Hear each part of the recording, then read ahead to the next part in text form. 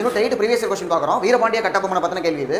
என்ன கேட்குறாங்க? கட்டபொம்மன் ஆங்கிலேயரால் எப்பொழுது தூக்கிலிடப்பட்டார்? அவர் தூக்கிலிடப்பட்டது பார்த்தோம்னா அக்டோபர் 16, 1799. யார் தூக்கில போறது காரணமாக இருந்தாங்கன்னா மேஜர் பானர்மேன். இவர் தான் கட்டபொம்மனை பிடிச்சவர். கையக்காரில் வந்து ஒரு புளிய மரத்தை வந்து தூக்கில போட்டாங்க. எதனால கட்டபொம்மன் வந்து தூக்கில போட்டாங்க அப்படின்னு பார்த்தோம்னா, அவர் பிரிட்டிஷ்க்கு வரி கட்டிட்டு இருப்பாரு. 1798 பஞ்சம் வந்தனால கட்ட முடியாம போச்சு. அப்போ 1798 எவ்வளவு வந்து பாக்கி இருந்தது பார்த்தோம்னா, பகோடாக்கள் 3310 பகோடாக்கள் இருந்தது. இதுக்காக ஜாக்சன் துறை வந்து ராமநாதபுரத்தில் சந்திக்க சொன்னார். அப்படி சந்திச்ச நாள் தான் 1798 செப்டம்பர் 19. அன்னைக்கு வந்து இவரை வந்து அரெஸ்ட் பண்றதுக்காக ட்ரை பண்ணாங்க. கட்டபொம்மன் எஸ்கேப் ஆயிட்டாரு. அதுக்கு காரணம் அவருடைய தம்பி ஊமத்துறை தான் காரணமா இருந்தாங்க.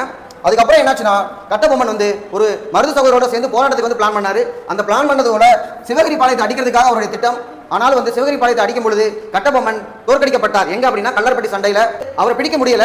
சிவசுப்பிரமணியம் அவருடைய அமைச்சரை வந்து பிடிச்சிட்டாங்க. நாகலாபுரத்தில் செப்டம்பர் 13 வந்து தூக்கில போட்டாங்க.